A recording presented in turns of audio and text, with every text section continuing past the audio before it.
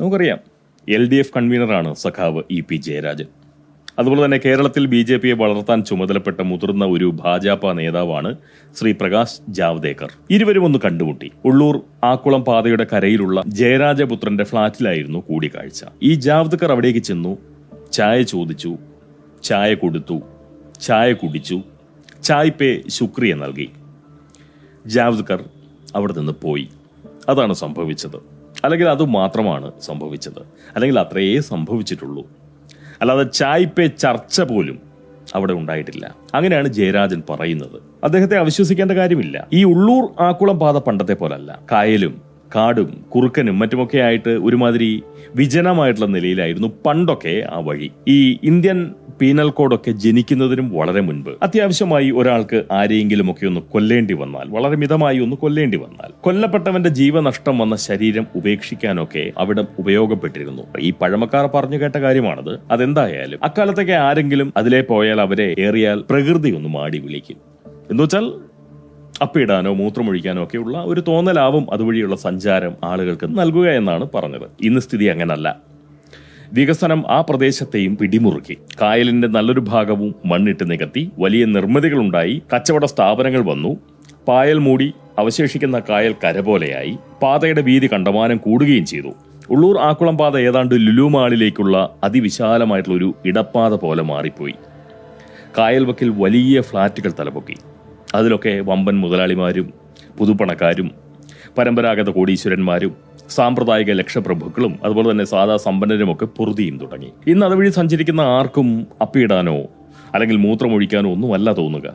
പകരം കലശലാവുന്നത് ചായ കുടിക്കാനുള്ള മുട്ടലാണ്. ഉള്ളൂർ ആക്കുളം വഴിയിലൂടെയുള്ള യാത്രക്കിടെ യാതൊരു പ്രകോപനവും കൂടാതെ സാക്ഷാൽ ജാവ്ദേക്കറിനും ചായ കുടിക്കാനൊന്ന് മുട്ടി. ഒരേ രംഗത്ത് ഉപജീവനം കഴിക്കുന്ന രണ്ട് ജനസേവന വ്യവസായികൾ. ആ ഒരു അടുപ്പത്തിന്റെ പുറത്ത് ജയരാജപുത്രന്റെ ഫ്ളാറ്റിലേക്ക് ജാവ്ദേക്കർ ചായാർത്ഥനായി ചെന്നു. ബാക്കിയെല്ലാം വിവാദം.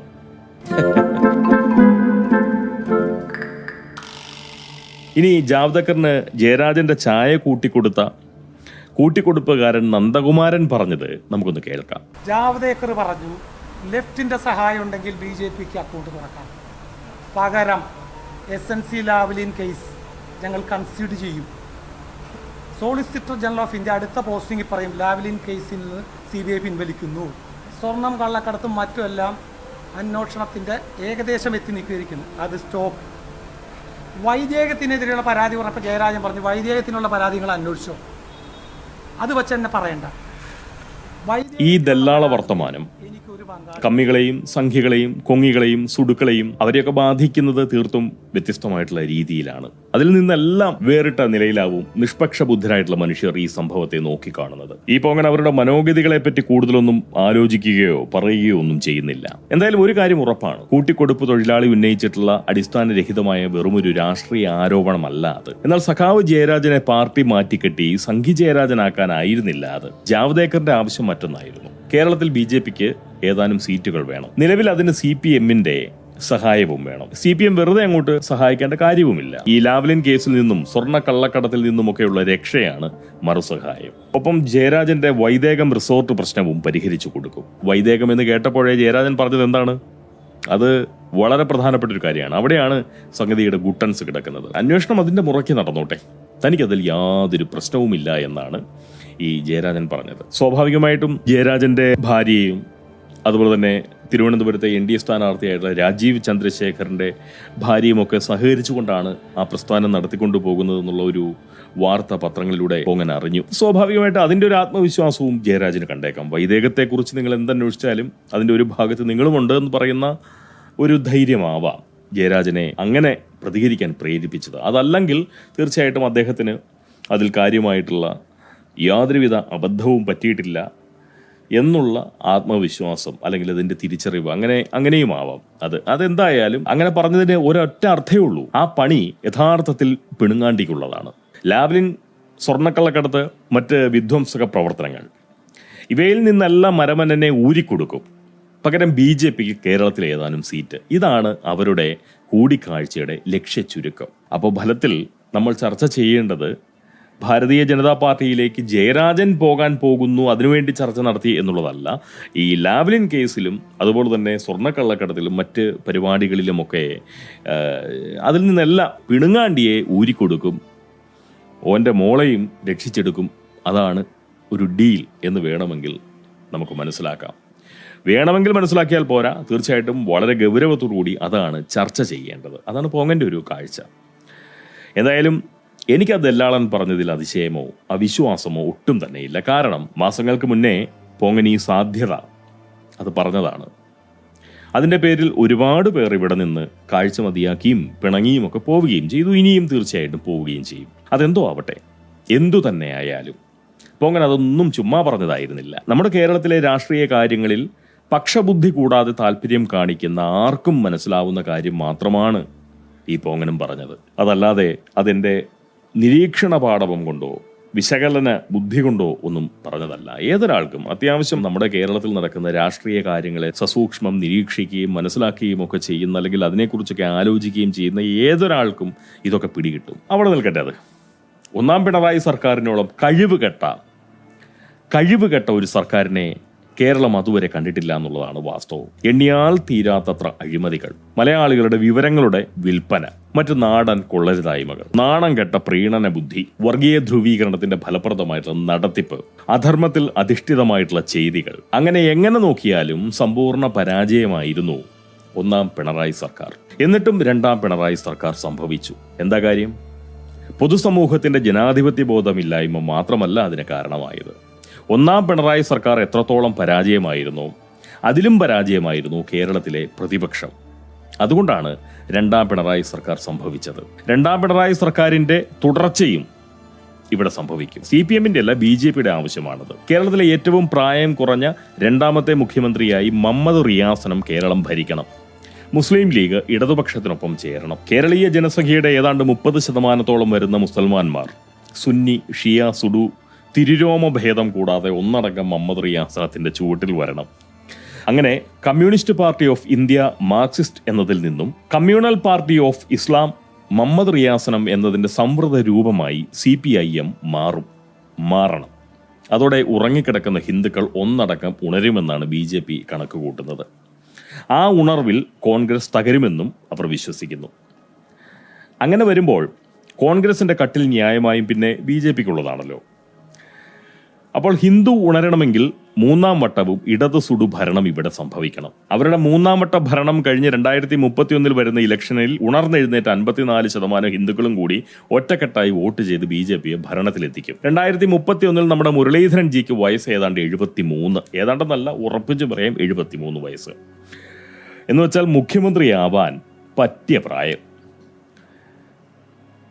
ഈ തുഷാർജിയുടെ പ്രായം അന്ന് 61 വയസ്സ്. ഉപമുഖ്യമന്ത്രിയാവാൻ ഇത്രയും അനുയോജ്യമായിട്ടുള്ള ഒരു കാലം വേറെയില്ല മനുഷ്യന്. അതേ പ്രായക്കാരനായിട്ടുള്ള സുരേന്ദ്രൻ ജി തൽക്കാലം ധനകാര്യമന്ത്രിയാവട്ടെ, അല്ലേ?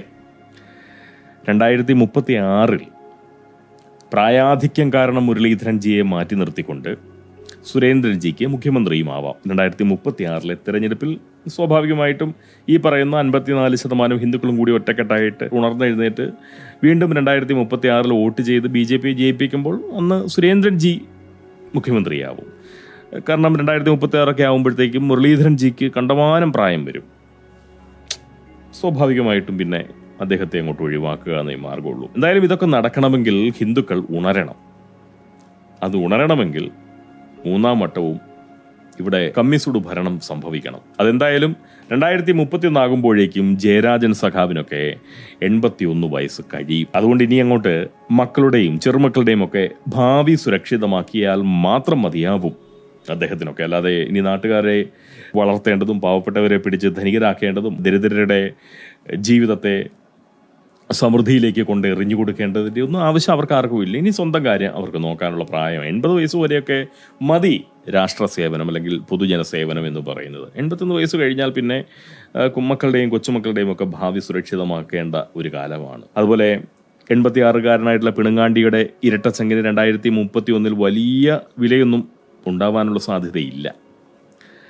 മാത്രമല്ല ഇനി അങ്ങോട്ടുള്ള കാലം BJPയുടേതാണെന്ന് അവർക്കറിയുകയും ചെയ്യാം. അതുകൊണ്ട് തന്നെ ഒളിഞ്ഞും തെളിഞ്ഞുമൊക്കെ പല ചർച്ചകളും അവർ ഈ ഭാജപ നേതാക്കളോട് നടത്തും. നമ്മുടെ ഈ തള്ളൻ തമ്പുരാൻ തന്നെ പറഞ്ഞു കേട്ടില്ലേ, ഇലക്ഷൻ പ്രഖ്യാപിച്ചതിന് ശേഷം മാത്രം ഈ ജാവ്ദേക്കറുമായി പലവട്ടം ആ മനുഷ്യൻ കൂടിക്കാഴ്ച നടത്തിയിട്ടുണ്ടെന്നാണ് യാതൊരുവിധ ആശങ്കയും കൂടാതെ അദ്ദേഹം ആത്മധൈര്യത്തോടുകൂടി പറഞ്ഞത്. സംഖ്യ എന്ന് കേട്ടാൽ മോഹാത്സ്യവും പരവേശവും വരുന്ന കൂട്ടരുടെ യജമാനനാണ് സ്വാർത്ഥ ബുദ്ധിയോടുകൂടി അതീവ രഹസ്യമായി ഇത്തരം കൂടിക്കാഴ്ചകൾ നടത്തിയത് വളരെ പരസ്യമായി പറയുന്നത്.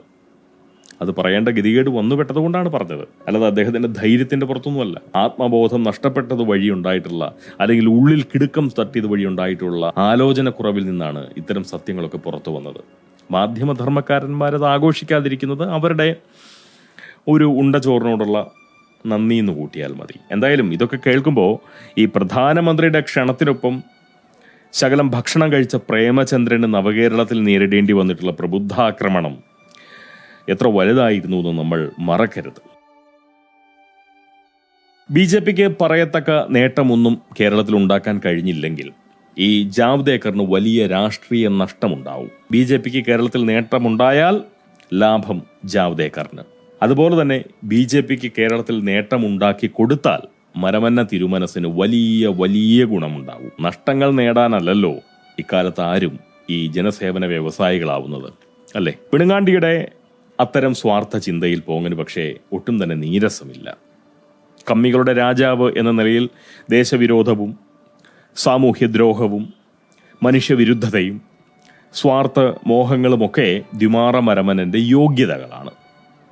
കമ്മികൾക്കതൊക്കെ ആവാം. എന്നാൽ ഉണ്ടായിരുന്ന ബാങ്ക് ഉദ്യോഗം കളഞ്ഞ് രാഷ്ട്ര സേവയ്ക്ക് ഇറങ്ങിത്തിരിച്ചിട്ടുള്ള വ്യക്തിയാണ് ഈ ജാവ്ദേക്കർ. അത്തരമൊരു മനുഷ്യൻ സ്വന്തം നേട്ടം നോട്ടമിട്ട് നടത്തുന്ന ഇത്തരം പ്രവർത്തനങ്ങൾ ആസ്വദിക്കാൻ ഈ പോങ്ങിന് കഴിയില്ല. അതുപോലെ നമ്മുടെ സാക്ഷാൽ ഗഡ്കരിയും കുടുംബവും കോവളത്ത് സ്വകാര്യ സന്ദർശനത്തിന് വന്നപ്പോൾ ക്ലിഫ് ഹൗസിലേക്ക് ക്ഷണിച്ച് നമ്മുടെ മരമന്നൻ അവരെ ഊടുപാട് ഊട്ടിവിട്ടു.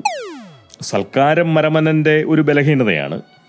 ഇന്നാളൊരിക്കൽ 1-2 ന്യായാധിപന്മാരെ പിടിച്ചു മന്നൻ സൽക്കരിച്ചു കൊടുത്തു. ദ്വിമാറൻ വിളമ്പിയ വിഭവങ്ങളൊക്കെ മേൽവായിലൂടെ വിഴുങ്ങിയ ന്യായാധിപൻ കീഴ്വായിലൂടെ അത് വിസർജിക്കും മുന്നേ തന്നെ തനിക്ക് അന്നം വിളമ്പിയ തസ്കരോത്തമനെ കുറ്റവിമുക്തനാക്കി വിധിയും പറഞ്ഞു. ഉണ്ടചോറിന് നന്ദി കാണിക്കുന്നവരെ പഴിക്കുന്നവരല്ല പ്രബുദ്ധ കേരളീയർ. അതുകൊണ്ട് ആരും, പ്രതിപക്ഷം പോലും ലോകായുക്തന്റെ ആ കൊള്ളരുതായ്മയിൽ അലോസരം പോലും പ്രകടിപ്പിക്കാൻ നിന്നില്ല. എങ്കിലും ഗഡ്കരിയെ പോലുള്ള നേതാക്കൾ ആരുടെയെങ്കിലുമൊക്കെ സൽക്കാരം സ്വീകരിക്കുമ്പോൾ കുറച്ചുകൂടി ശ്രദ്ധ പുലർത്തേണ്ടിയിരുന്നു എന്നുള്ള ഒരു പക്ഷമാണ് പോങ്ങനുള്ളത്. പിണങ്ങാണ്ടിയുടെ ഭാഷയിൽ പറഞ്ഞാൽ കനത്ത ജാഗ്രത വേണ്ടിയിരുന്നു. കള്ളന്റെ ആതിഥ്യം സ്വീകരിച്ചവന് മോഷണവൃത്തിയെ എതിർക്കാൻ ധാർമ്മികമായി അവകാശമില്ല. അതുപോലെ നാളെ ഒരു നാൾ ഈ കേരള മഹാരാജാവിനെതിരെ ഒരു നിലപാട് സ്വീകരിക്കേണ്ട സാഹചര്യം വന്നാൽ ഏറ്റുവാങ്ങിയ സൽക്കാരം ഒരു ദൗർബല്യമായി ഗഡ്കരിയെ പിടികൂടും. ഗഡ്കരി മരമന്ന തിരുമനസിന്റെ സ്മരണയാൽ ഗദ്ഗത കണ്ടനാവും, അല്ലേ? അതായത് ലഭ്യമാകുന്ന എല്ലാ ക്ഷണവും സ്വീകരിക്കപ്പെടാനുള്ളതല്ല എന്ന ഓർമ്മ എല്ലാവർക്കും ഉണ്ടാവണം. അതെന്തോ ആവട്ടെ. കോൺഗ്രസ് മുക്ത ഭാരതം സ്വപ്നം കാണുന്ന BJPയെ സംബന്ധിച്ച് ശത്രുവിന്റെ ശത്രു എന്ന നിലയിൽ CPM മിത്രമാവുക വളരെ സ്വാഭാവികമായിട്ടൊരു സംഗതിയാണ്. എന്നാൽ ആ ചെങ്ങാത്തത്തോളം വലിയൊരു അശ്ലീലം മറ്റൊന്നില്ല എന്നാണ് പോങ്ങന്റെ ഒരു കാഴ്ച, അല്ലെങ്കിൽ പോങ്ങന്റെ അഭിപ്രായം അങ്ങനെയാണ്. എന്തിന്റെ പേരിലായാലും എന്ത് ലാഭം കിട്ടുമെന്നുണ്ടെങ്കിലും CPM എന്ന പാർട്ടിയോട് സഹകരണ ബുദ്ധിയോടെ പ്രവർത്തിക്കുന്നത് അപരാധമാണ്. അതിന് അതീവ രഹസ്യമായിട്ടുള്ള സഹകരണമാണെങ്കിൽ പോലും ആ അടവു നയം വലിയൊരു അപരാധം തന്നെയാണ്. കേരളം പിടിക്കാൻ BJPയുടെ പക്കൽ മാന്യമായിട്ടുള്ള മറ്റൊരു പോംവഴിയും ഇല്ലെങ്കിൽ നിങ്ങൾ ഈ സംസ്ഥാനത്തെ വിട്ടുകളയുകയാണ് വേണ്ടത്. പേറുന്നുണ്ടെന്ന് പറയപ്പെടുന്ന രാജ്യസ്നേഹത്തിൽ ആത്മാർത്ഥതയുണ്ടെങ്കിൽ ദേശീയവാദികൾ രാഷ്ട്ര നിർമ്മാണം നടത്തേണ്ടത് ദേശവിരുദ്ധരുടെ സഹായ സൗഹൃദ സഹകരണങ്ങൾ കൊണ്ടാവരുത്. സംഖ്യകളുടെ അത്ര കരുത്തുറ്റതല്ലെങ്കിലും ഈ പോങ്ങനും ഒരു ദേശീയവാദിയാണ്, ദേശസ്നേഹിയാണ്, രാജ്യത്തോട് കൂറുള്ള ഒരു മനുഷ്യനാണ്. അതിൻ്റെ ബലത്തിലാണ് ഇത്രയും പറഞ്ഞത്. ഒരു കാര്യം കൂടി, ഈ ജാവ്ദേക്കർ ജയരാജൻ കൂടിക്കാഴ്ച ജയരാജനെ BJPയിലേക്ക് ക്ഷണിക്കാനാണെന്ന് ആര് പറഞ്ഞാലും അതിനു പിന്നിൽ പിണുങ്ങാണ്ടി സംരക്ഷണം മാത്രമാണുള്ളത്. പിണുങ്ങാണ്ടിയെ സംരക്ഷിച്ചെടുക്കുക എന്നുള്ള ഉന്നം മാത്രമാണുള്ളത്. പ്രധാനപ്പെട്ട വിഷയത്തിൽ നിന്ന് ചർച്ച മാറ്റുക, അതുമാത്രമാണ് ഈ കുബുദ്ധിയിലുള്ളത്. അതിന് കോൺഗ്രസ്സുകാർ പറഞ്ഞാലും BJP-ക്കാർ പറഞ്ഞാലും ആ പറയുന്നവർ ഒന്നാന്തര പിണുങ്ങാണ്ടി കൂറർ മാത്രമാണ്. ഈ പിണറായിസ്റ്റുകൾ CPM-ൽ മാത്രമല്ല ഉള്ളത്, കോൺഗ്രസിലും BJP-യിലും ഒക്കെ പിണറായിസ്റ്റുകളുണ്ട്. കേരളം പ്രതിപക്ഷരഹിതമായിട്ടുള്ള ഒരു സംസ്ഥാനമായി മാറിയത് തീർച്ചയായും അതുകൊണ്ടാണ്. വിവിധ മുന്നണികളിൽ നിന്നുകൊണ്ട് ഒറ്റക്കെട്ടായി പ്രവർത്തിക്കുന്ന അധർമ്മികളായിട്ടുള്ള പിണറായിസ്റ്റ് സംഘമാണ് ഇന്ന് കേരളത്തെ ഭരിച്ചുകൊണ്ടിരിക്കുന്നത്. നമ്മുടെ സേനയിലേക്കും മറ്റ് ഉദ്യോഗ തലങ്ങളിലേക്കുമൊക്കെ അധർമ്മികളായിട്ടുള്ള ഇത്തരം മരമന്ന ദാസന്മാർ പിൻവാതിലൂടെ കയറി പറ്റിയിട്ടുണ്ട്. നവസാമ്പ്രദായിക ഭേദം കൂടാതെ സകല മാധ്യമങ്ങളിലും ഇത്തരക്കാർ പിടിമുറുകിയിട്ടുമുണ്ട്. ചലച്ചിത്ര രംഗത്തും സാഹിത്യ രംഗത്തുമൊക്കെ ഇത്തരം അധർമ്മികളുടെ ആധിപത്യമാണ് നടക്കുന്നത്. കേന്ദ്ര അന്വേഷണ ഏജൻസികളിൽ വരെ പിണുങ്ങാണ്ടി ദാസന്മാർ വിയർക്കുന്നുണ്ടെന്ന് വേണം അനുമാനിക്കാൻ. ചുരുക്കി പറഞ്ഞാൽ സത്യം, ധർമ്മം, നീതി, ന്യായം, നന്മ എന്നിവർക്കൊന്നും കേരള മണ്ണിൽ കാലുറപ്പ് കൈവരിക്കാൻ അടുത്ത കാലത്തെങ്ങും കഴിയില്ല. ഒരു 4-4.5 തലമുറയ്ക്കപ്പുറം കേരളം ഉണ്ടാവുകയുമില്ല. പിന്നെ അവശേഷിക്കുന്നത് വെറും കോരളം മാത്രമായിരിക്കും. അതുണ്ടാവാതിരിക്കാൻ വേണ്ട ആദ്യപടി നമ്മൾ നയിക്കുക എന്നത് മാത്രമാണ്.